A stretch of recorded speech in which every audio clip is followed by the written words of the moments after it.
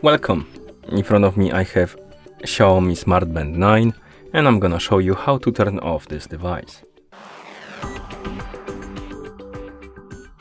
First thing we need to do is to wake up the screen on our Smart Band, and you can do it by simply tapping on it. Once you wake up the screen, you should see the current watch face, the home screen, and you can swipe up on this screen to open the menu. Now scroll through the menu and find the settings icon, and once you find it, tap on it.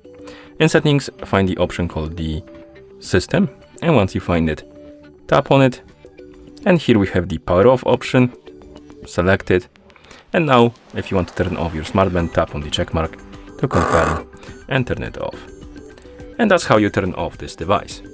Thank you for watching. If you found this video helpful, please consider subscribing to our channel and leaving a like on the video.